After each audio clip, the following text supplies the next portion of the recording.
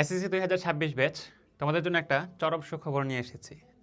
উচ্চতর গণিতে মাত্র 9টি সৃজনশীল করলেই তোমার কিন্তু উচ্চতর গণিতের সিলেবাস ক্লিয়ার তোমার এসএসসি পরীক্ষার জন্য। অর্থাৎ তুমি 4টা সৃজনশীল কিন্তু ইজিলি অ্যান্সার করতে পারবে। খুব অবাক হচ্ছে এই কথাটা শুনে? অবাক হওয়ার আসলে কিছুই নেই। হ্যাঁ, কথাটা সত্যি। মাত্র 9টি সৃজনশীল করলেই তুমি কমন পেয়ে যাচ্ছ 4টি সৃজনশীল। এখন এই 9টা সৃজনশীল যে দেওয়া হচ্ছে এগুলো কি হুবহু কমন পড়ে যাবে?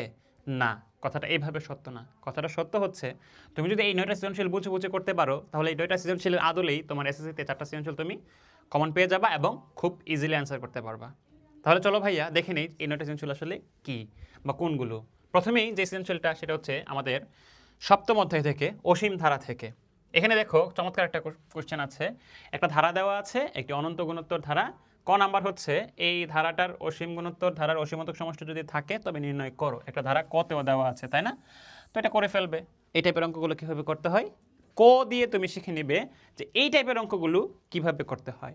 হতে বলা আছে এক্সের মান 2/3 হলে প্রথম 10টি পদ ও প্রথম 10টি পদের ধারাটির দশম পদ মানে 10তম পদ এবং প্রথম 10টি পদের সমষ্টি। এখানে কিন্তু কোশ্চেন দুইটা। দশম পদ তোমাকে বের করতে হবে। এই যে ধারা দেওয়া আছে সেই ধারাতে যদি এক্স এর ভ্যালু 2/3 বসাও তাহলে দশম পদ কত, এটা হচ্ছে 1 নাম্বার কোশ্চেন, এবং প্রথম 10টি পদের সমষ্টি কত, এটা হচ্ছে 2 নাম্বার কোশ্চেন। তার মানে এখানে দুইটা টাইপের অঙ্ক তুমি শিখে যাবা খ যদি করো। এক হচ্ছে কোন একটা ধারা দেওয়া থাকলে সেই ধারার nতম পদ কিভাবে বের করতে হয়। 2 নাম্বার হচ্ছে 10টি পদের সমষ্টি অর্থাৎ n সংখ্যক পদের সমষ্টি কিভাবে বের করতে হয়। তুমি যদি এইভাবে চিন্তা করো তাহলে তোমার জন্য এটা সৃজনশীল 4টা সৃজনশীল কমন ফেলতে অবশ্যই কি উপযুক্ত বা অবশ্যই যথোপযুক্ত, মানে যথেষ্ট, মানে এর বেশি আর প্রয়োজন নেই। তারপরে দেখো এক্সের উপর কি শর্ত আরোপ করলে অসীমতক সমষ্টি থাকবে, ধারাটির অসীমতক সমষ্টি থাকবে এবং সেই সমষ্টি কত। অর্থাৎ চলক বিশিষ্ট কোনো একটা ধারাতে কিভাবে অসীমতক সমষ্টি থাকার শর্ত নির্ণয় করতে হয় সেই চলকের সাপেক্ষে সেটা হচ্ছে আমাদের গড় মাধ্যমে আমরা ক্লিয়ার করে নিব। তাহলে এই সৃজনশীল করলে তুমি কয়টা টাইপ কভার করতে পারছো চিন্তা করো তো। অসীম ধারার প্রায় সমস্ত টাইপ যেগুলো তোমার এসএসসির জন্য ইম্পর্টেন্ট সবগুলোই কভার হয়ে যাচ্ছে। এক, কোন একটা ধারা দেওয়া আছে তার অসীমতক সমষ্টি যদি থাকে নির্ণয় করতে হবে। 2, nতম পদ নির্ণয় এবং n সংখ্যক পদের সমষ্টি নির্ণয়। 3, অসীমতক সমষ্টি থাকার শর্ত চলকের সাপেক্ষে। তাহলে এগুলি তো তোমার ইম্পর্টেন্ট টপিক তোমার সপ্তম অধ্যায়ের জন্য, যেগুলো তোমার এসএসসির জন্য ইম্পর্টেন্ট। তাহলে এই সৃজনশীলটা করলে তুমি তো বুঝতেই পারছো যে ইজিলি হয়ে যাচ্ছে। চলো এই অসীম ধারা থেকে আর কি বাকি আছে একটু দেখে নিই। একটি গুণোত্তর ধারার প্রথম 3টি ক্রমিক পদের সমষ্টি এত এবং গুণফল এত।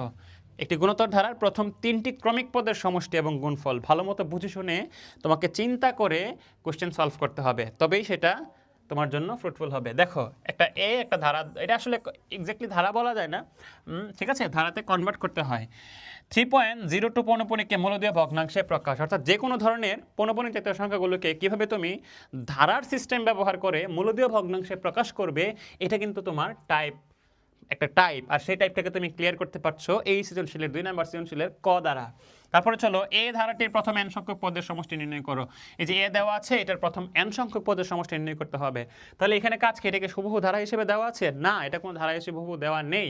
প্রথমে এটাকে ধারাতে কনভার্ট করতে হবে, দেন এটার n সংখ্যক পদের সমষ্টি তোমাকে নির্ণয় করতে হবে। এখন ধারাতে কিভাবে কনভার্ট করবে? বা এই যে 4 4 4 দেওয়া আছে এগুলো দিলেই হবে? 3 3 দিলে কি হতো না? বা তুমি যদি 6 6 দিয়ে দিত তোমাকে, তাহলে কি তুমি এটা চিনতে না? তাহলে তোমাকে কি করতে হবে, এই টাইপের ম্যাথগুলো কীভাবে করতে হয় এইটা মূলত তোমাকে শিখতে হবে এই খ সমাধানের মাধ্যমে।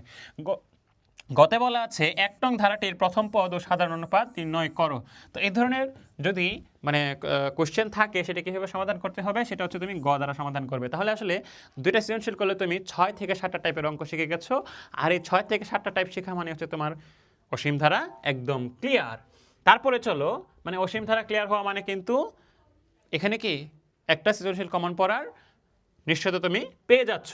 এখন এখান থেকে যদি কম্বিনেশন হয়, ধরো অসীম ধারার সাথে করে একটা কিছু কম্বাইন হলো, ঠিক আছে, কম্বিনেশন হলো, তাহলে কম্বিনেশনটা যদি হয় কার সাথে হবে? এটা হবে দশম অধ্যায়ের সাথে। দশম অধ্যায়টা কি? দ্বিপদী বিস্তৃতি। দশম অধ্যায়ের সাথে। তাহলে দশম অধ্যায় থেকে আমাদের কি করতে হবে? দশম অধ্যায় থেকে তুমি করে নাও 2টা সৃজনশীল। এই যে দেখো দেওয়া আছে একে প্যাসকেলের ত্রিভুজ সূত্রের সাহায্যে 4 পদ পর্যন্ত বিস্তৃত করো। প্যাসকেলের ত্রিভুজ সূত্রের ব্যবহার, তাই না? প্যাসকেলের ত্রিভুজ সূত্র ব্যবহার করে বিস্তৃতি করা, এটা কিন্তু একটা টাইপ।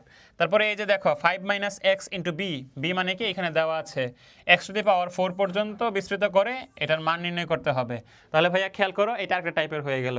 a b কে দ্বিপদীর সাহায্যে বিস্তৃত করে x⁷, তাহলে a এবং b কে গুণ করে কিভাবে বিস্তৃত করতে হয় আরেকটা টাইপ হয়ে গেল। তাহলে দেখো এখানে আরেকটা জিনিস আছে, এই যে এতকে বিস্তৃত করে এ কিউবের সহগ এত হলে এক্স এর মান নির্ণয় করো। এটা একটা টাইপের অঙ্ক। এ এর বিস্তৃতিতে পঞ্চম পদের সহগ ষষ্ঠ পদের সহগের 5 গুণ হলে এন এর মান নির্ণয়। একটা টাইপ হয়ে গেল।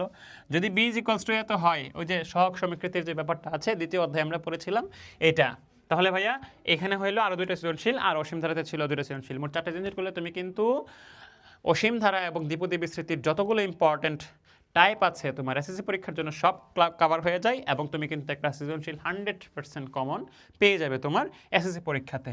এরপর চলো আমরা যদি দেখি আমাদের ত্রিকোণমিতি থেকে এখানে আছে 3টা অঙ্ক।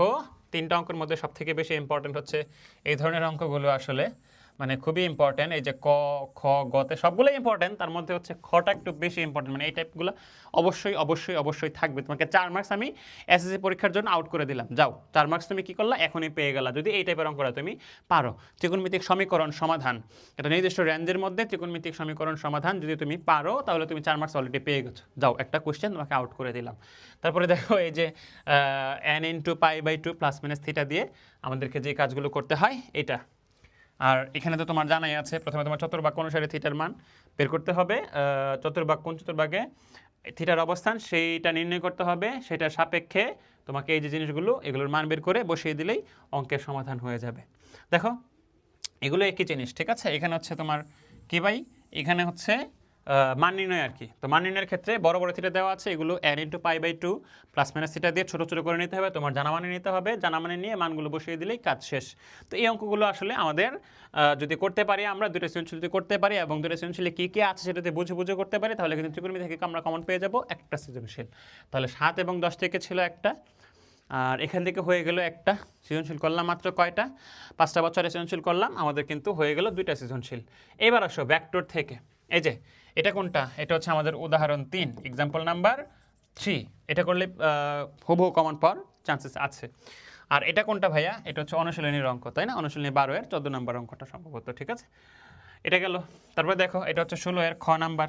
আর এটা কোনটা, এটা কোনটা উদাহরণ, এটা হচ্ছে উদাহরণ 4 অথবা 5। তাহলে এগুলো যদি করো তুমি কোথা থেকে, ভেক্টর থেকে, তাহলে তুমি ভেক্টর থেকে কমন পেয়ে যাবে একটা সৃজনশীল সুনিশ্চিতভাবেই। বাকি হলো সম্ভাবনার ক্ষেত্রে আর কি বলবো, একদম সুন্দর করে সৃজনশীলগুলো দেওয়া আছে, জাস্ট টাইপগুলো বুঝো, প্রবাবিলিটি ট্রি বুঝো।